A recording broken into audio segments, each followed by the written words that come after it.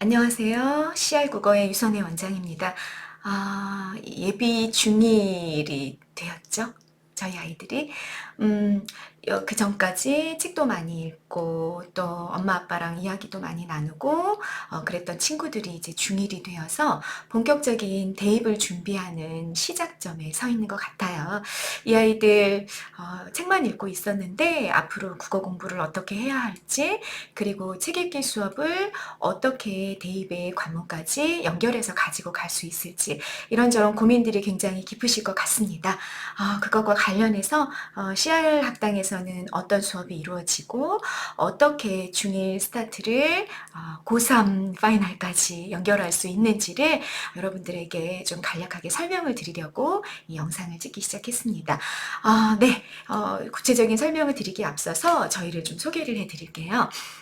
저희는요, 부부예요. 아시는 분들은 아시겠지만, 부부고요. 저희, 대학원 공부하면서 국문학 공부를 하고 있었는데, 그때 이제 결혼을 하게 됐어요. 그래서 박사 과정에 있을 때 결혼을 했고, 둘 다 박사를 수료하고 나서, 이게 결혼을 하니까 생계가 이제 시작이 되는 거더라고요. 저희가 결혼하기 전까지는 그냥 둘이 연애할 때는 그런 걸 좀 모르고 있다가, 경제적인 독립이 시작이 되는구나 라는 거를 결혼하고 저는 비로소 알았던 것 같아요. 그래서 둘이 생계 문제로 이제 학원을 나오게 되었고, 둘 다 학원을 이렇게 하면서 2006년에 씨알학당을 개원을 했고요.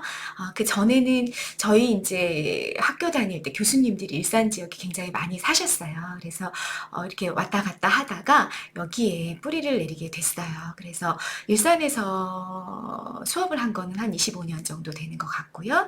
2006년에 CR 국어를 개원을 해서 지금에 이르고 있습니다. 둘 다 국문학을 전공한 사람들이고 박사까지 수료를 한 사람들이기 때문에 여러분들은 뭐 어떻게 느끼실지 모르겠지만 저희 수업을 계속 들어왔던 친구들은 굉장히 개념 그리고 그 원리까지 파고 들어가는 수업을 한다라고 좀 알려져 있는 편이에요. 왜냐하면 제가 좀 느끼게 되는 게 이렇게 박사과정까지 공부를 하게 되면 여러분 이제 이 전공 분야에 대해서 넓은 공부를 하게도 되지만 저는 굉장히 제 어떤 공부에 도움이 됐던 게 굉장히 깊이 있는 본질까지 파고드는 그런 공부들을 좀 박사과정에 이르러서 좀 했던 것 같아요. 그리고 그런 수업의 내용들이 그러니까 저희가 하는 수업에 이제 고등에서 하는 수업이 되겠지만 그런 내용들이 다 이제 수업에 좀 묻어 나오는 그런 수업이 되다 보니까 아이들이 개념을 하나를 배워도 그냥 그걸 그냥 수박 겉핥기식으로 배우는 게 아니라 그것의 기본적인 본질까지 파고 들어가다 보니까 그걸 적용하고 응용하는 게 좀 아이들이 편하고 쉽지 않나. 그래서 씨알학당 선생님들은 이러이러한 것까지 가르쳐 주세요 라고 이야기들을 좀 하지 않나라는 생각이 듭니다. 네, 저희는 이제 두 사람, 저희 부부가 처음부터 끝까지 두 사람만 강의를 하고요.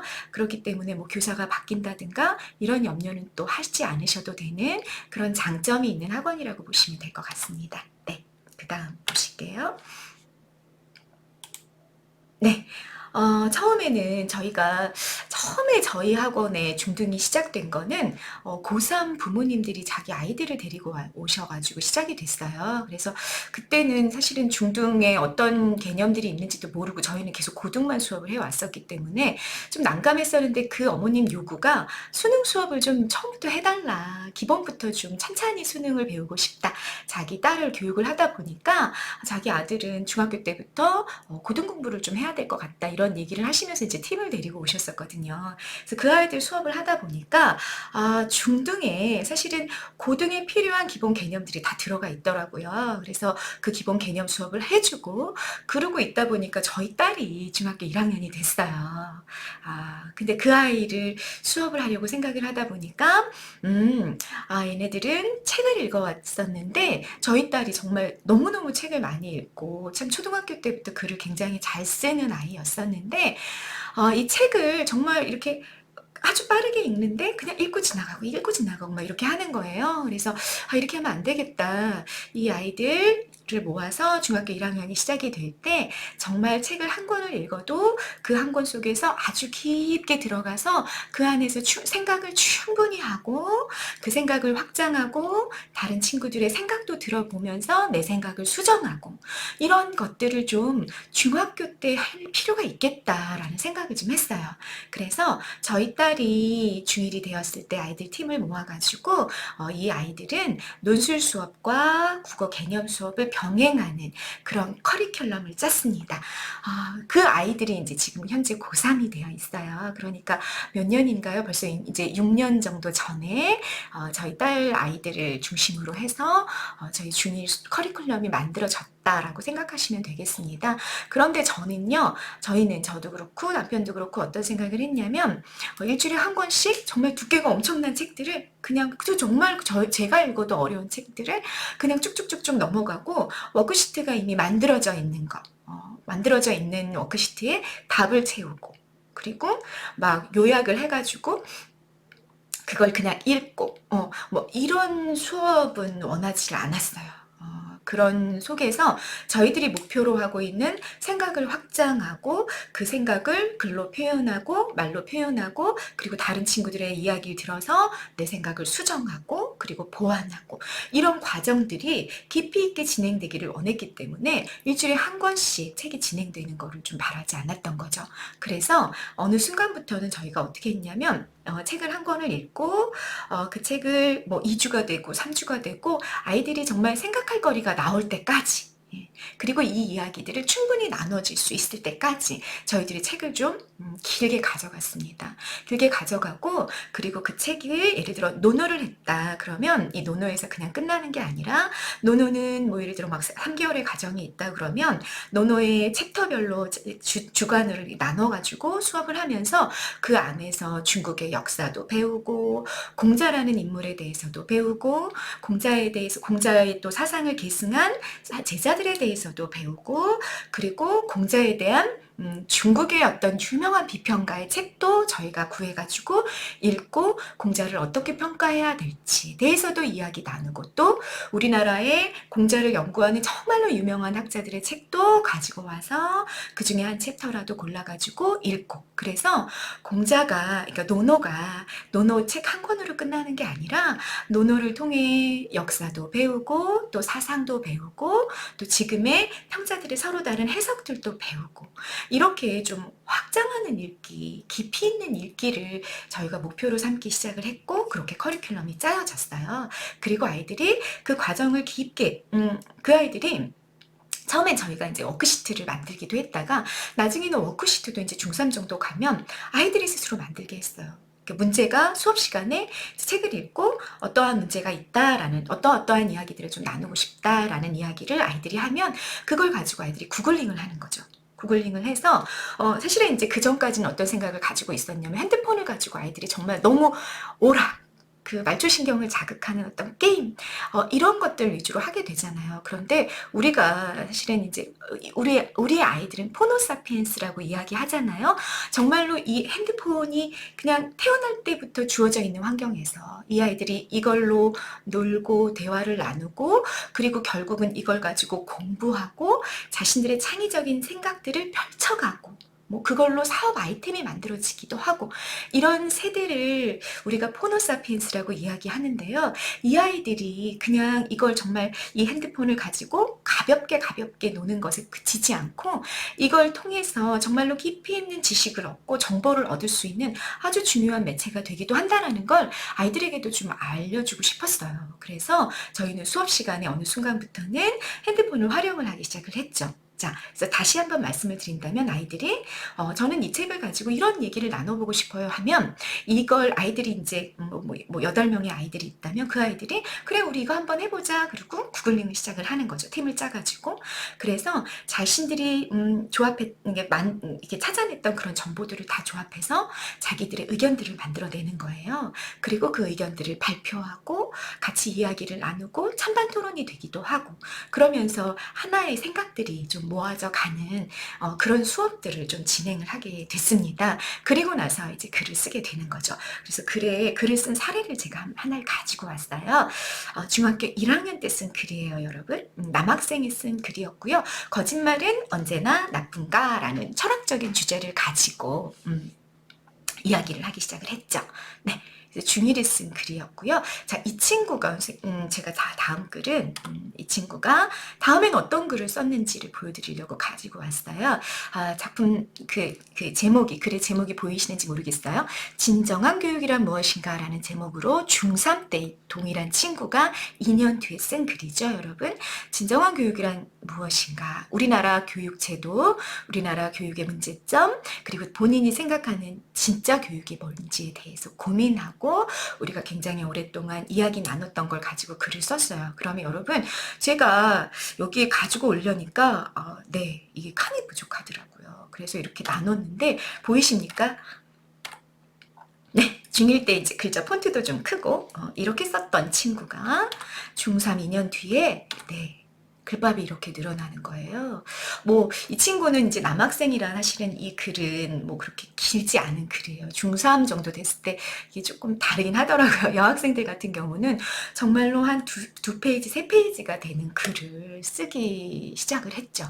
그래서 여러분 이런 글이 굉장히 그리고 굉장히 논리도 굉장히 정연해지고 근거도 풍성해지고 사실은 뭐 우리 다 아는 내용이죠.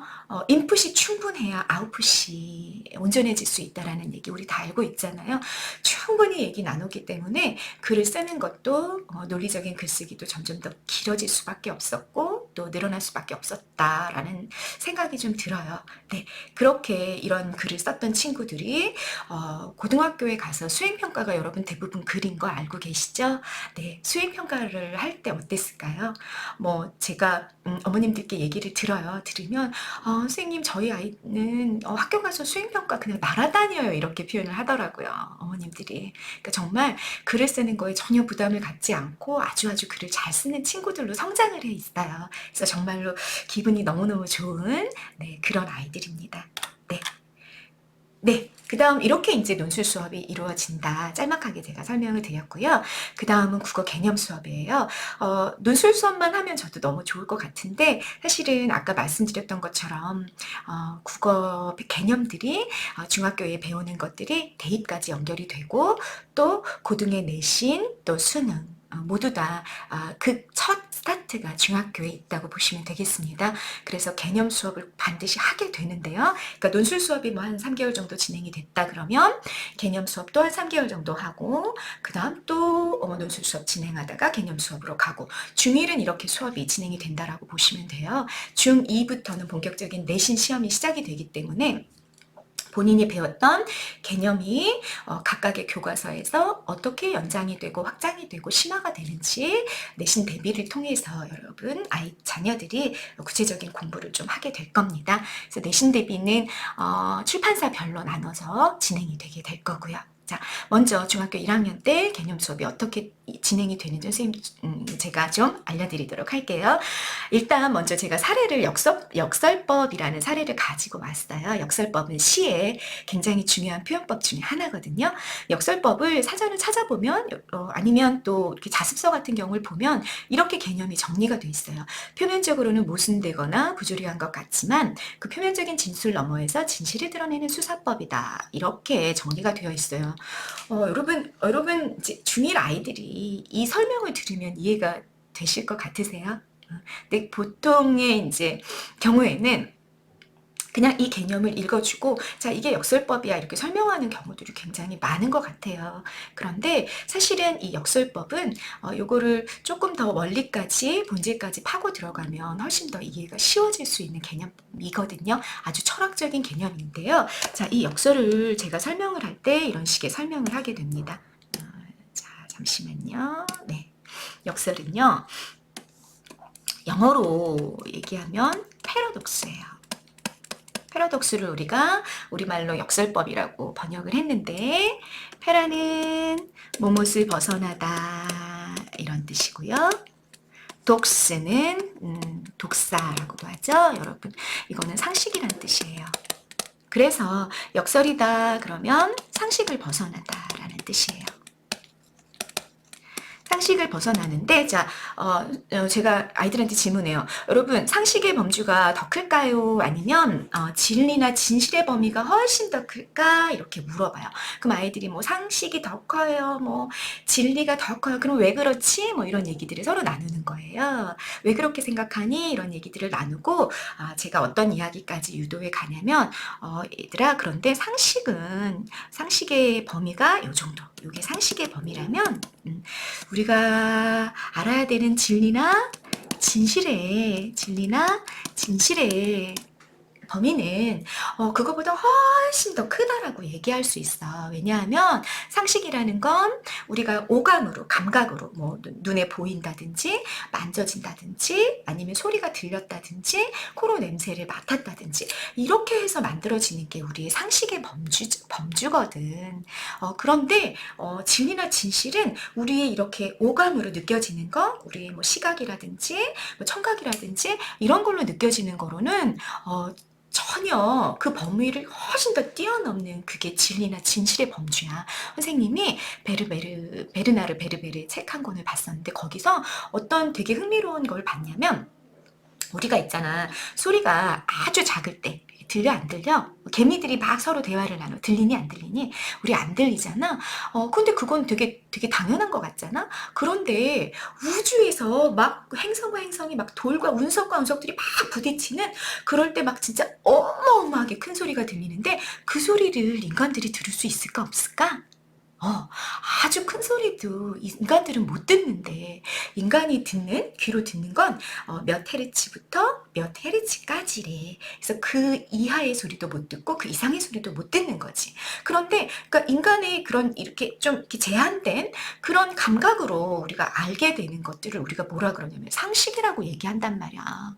그러니까 인간의 그 제한된 감각으로 알게 된 그 상식 너머에 정말로 우주의 큰 진리들, 큰 진실들이 있는 거지. 이 문학가들이, 시인들이 그런 진리나 진실, 상식을 벗어나 있어? 상식을 벗어나 있는 그런 인생의 진리나 진실을 말해주고 싶었어. 그랬을 때 만들어낸 것들이 뭐다? 역설이라는 표현법이었던 거야. 그래서 역설은 상식적이지 않은 얘기들을 하게 되는 거야. 자, 선생님 잠깐 지울게.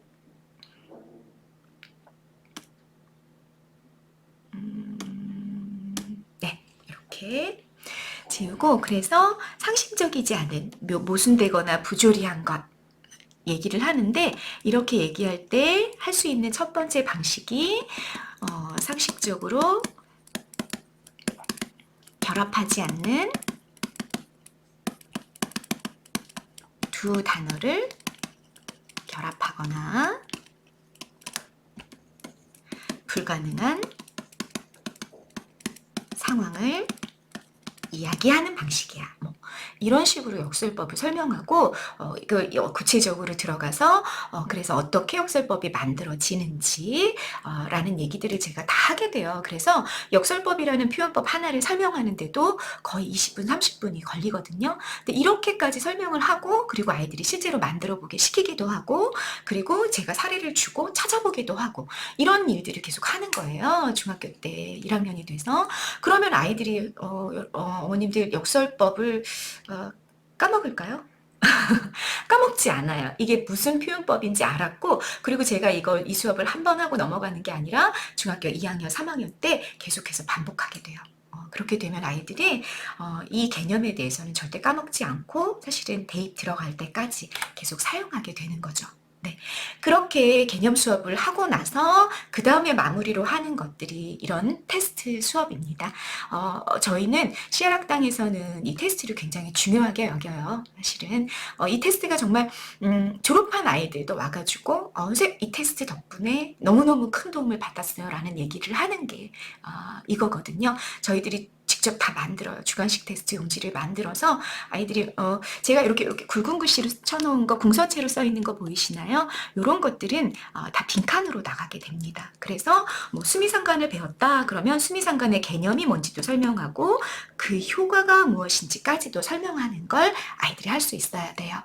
네. 이걸 이렇게 해야지만 수미상관이 뭔지 본문에 가서 찾을 수도 있고 그 효과가 선택지에 적혀져 있을 때 그 효과를 적절하게 썼는지 안 썼는지도 판단할 수 있거든요. 이게 고등학교까지 올라가는 개념의 공부법인 겁니다. 근데 이거를 아이들이 언제부터? 중학교 1학년부터 가장 본질적인 이해 차원부터 시작을 해서 심화돼서 그것이 만들어내는 효과까지 공부하고 그리고 마무리로 반드시 그걸 테스트하고 실제로 찾아내는 것까지 제가 확인하고 그렇게 끝내게 된다는 말씀을 드리고 있는 거예요. 자, 이렇게 표현법도 찾아보고 시적 과제의 상황과 대응 방식을 묶으면 주제를 만들 수 있거든요.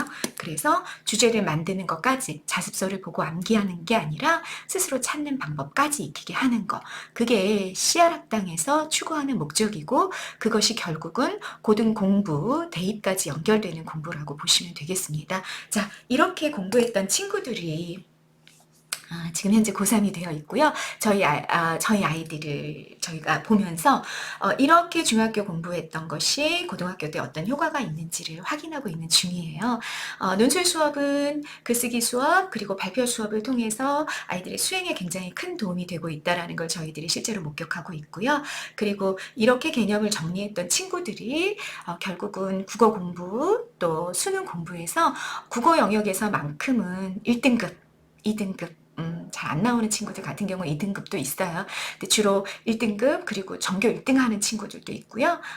전교권 안에서 계속 국어 성적만큼은 잘 얻고 있더라고요. 그래서 이렇게 공부시키면 되겠다라는 확신을 저희들은 좀 가지고 있습니다. 여러분들 CR학당에서 이루어지는 국어 공부 어떻게 되는지 좀 이해가 되셨나요? 이런 공부들이 좀 제대로 이루어져서 저희들은 고등학교에 가서는 국어 공부를 가지고 좀 고민하고 계속해서 그 성적이 안 나와서 막 걱정하고 불안해하고 이런 일들이 좀 없었으면 하는 바람이 좀 있습니다. 네, 여기까지 중요 공부 어떻게 이루어지는지 설명드렸습니다. 네, 감사합니다.